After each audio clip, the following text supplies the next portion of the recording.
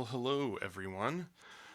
This is the Roan coming at you to do a demo of the new and improved Supa-Puss. Um, I'm lenting the gear page, so I'm not going to be on for a while. So I just thought I know that a lot of people had a lot of questions um, about the changes to the Supa-Puss and that Dunlop had made since its release in November. So I thought I would let you guys know what exactly happened with it and kind of the backstory to the pedal. Um, so I guess I'll just start there. There's a lot of hype coming out about this pedal. I think about January 2012 around NAMM about the Supa-Puss, which would be an extension of the Aquapus, truly analog delay based on the old school Boss DM2 analog delay, only with 900 milliseconds of delay time, tap tempo, modulation, grit control back then. That's what they labeled it. And a tone control for the repeat. So there was a lot of hype. The only thing that I can think of in this price range with this feature set is the Deluxe Memory Boy. And everything that I had read about that one was, well, first of all, it doesn't have as much delay time. It's really dark, and apparently it really colors your tone even when the pedal is bypassed. And the other thing about that is that the modulation, those are a little less usable. So if you wanted to have something with that feature set, you would pretty much have to opt to get the Deluxe Memory Man Tap Tempo 1100, and then they've discontinued that, and now you can just get the 550, which again doesn't have as much delay time, and it's far more expensive, and especially now they cost way more than they did originally on the used market. So I got the Supa-Puss when it first came out.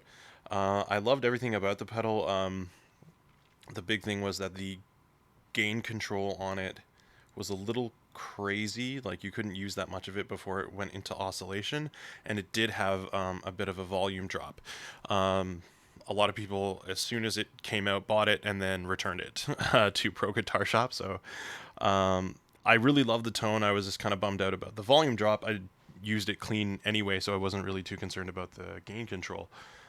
So I emailed Dunlop and I said, like, what can you do about this volume drop issue, which they've heard a lot about, and they said, send it to us, we'll fix it for you, and we'll take care of it.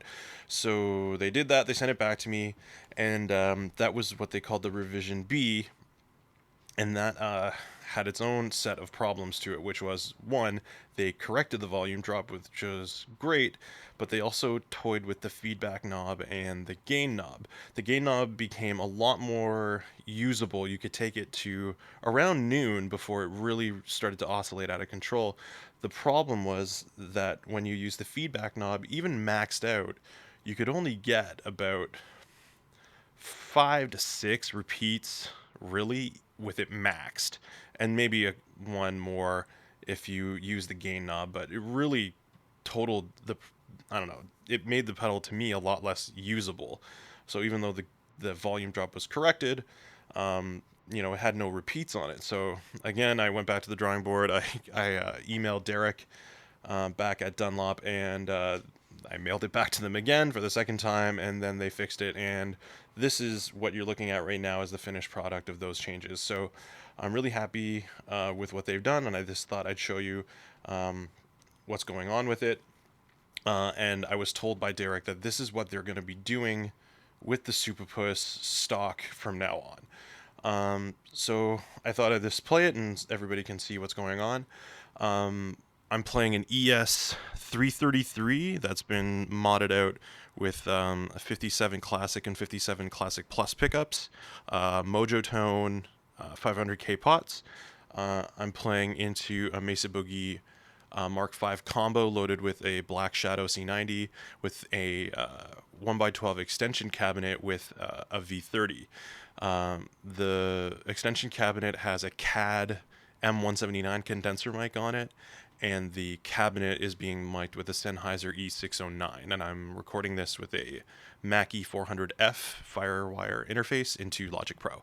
So I'll just start playing the pedal, and you can hear what it sounds like.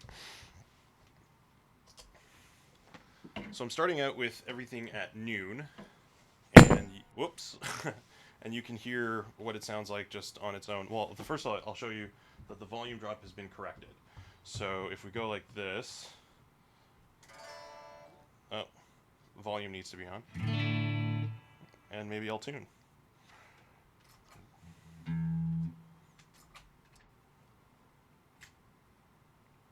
Kind of embarrassing. Sorry, guys. G was the issue. Okay, we're back. Okay, so the pedal is on, but the mix is all the way down. I'll turn it off so you can hear what they did to correct the volume drop. So when I turned it on, the volume went up a bit. But then as you turn up the mix and the delay is actually being introduced into the signal, it kind of balances out.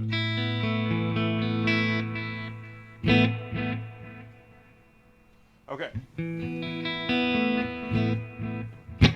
So that's been corrected.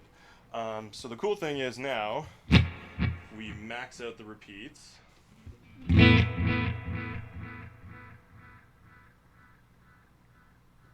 You get about, over 10 very distinct repeats before it tapers out. And the taper is a lot more even. Before it was, 1 or 2 repeats, and then it dropped off significantly into kind of clacky oscillation type delays. So I'll just play with it a bit. You can use a lot more grit than you could before.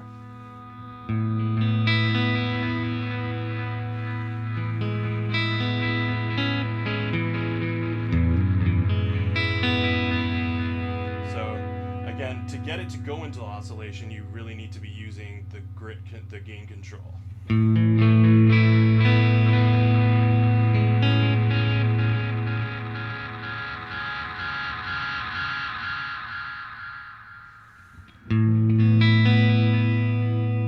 So I like to have it up with just a hair of gain.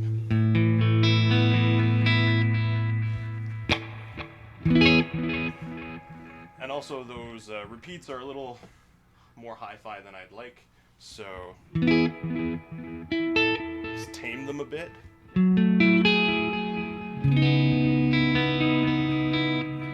The other thing I'll say about this pedal is that it has to have easily the most lush, gorgeous modulation I've ever heard on a delay pedal. And I own an El Capistan and a Timeline. This thing is just out of control awesome. So I'll go to my favorite setting, which is the speed at about 1 o'clock and the depth at about, I don't know, between 10 and 11.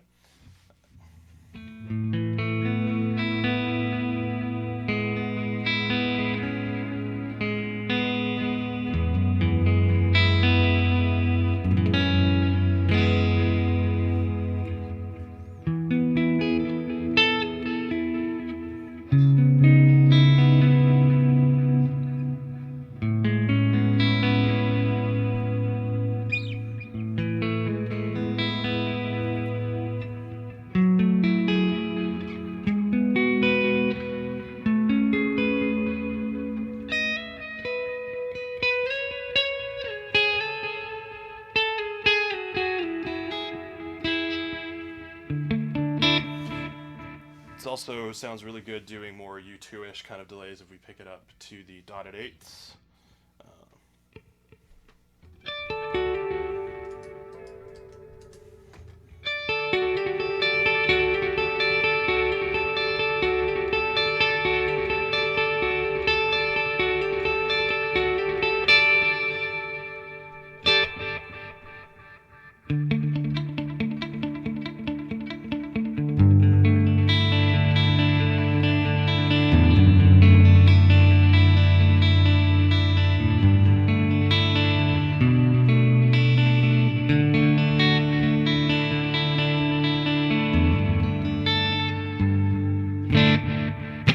Sounds really good like that too.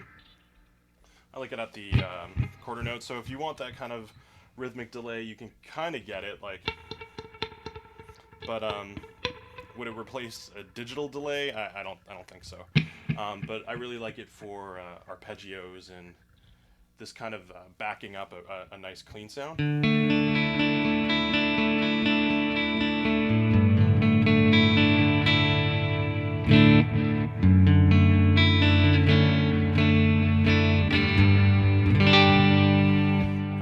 The other thing that I like to do with this is to add it to a gain pedal just to give it a little liquidity, if I can pick a word. So I'm going to pair this with my Cattle and Bread Silver Kiss, which is kind of like a voxy mid-gain overdrive.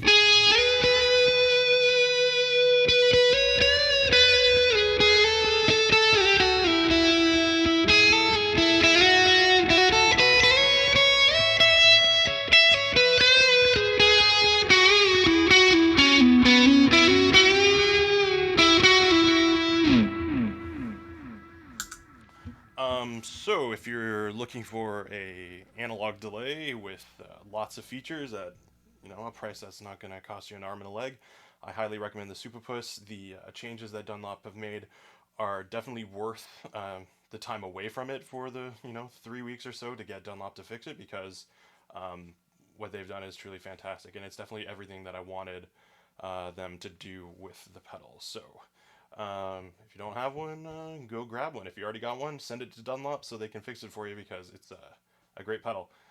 If you have any questions, or if there's something you'd like to see me do with the pedal, then shoot me a message on the gear page or through YouTube, and I'll be happy to answer that for you. Anyway, peace out.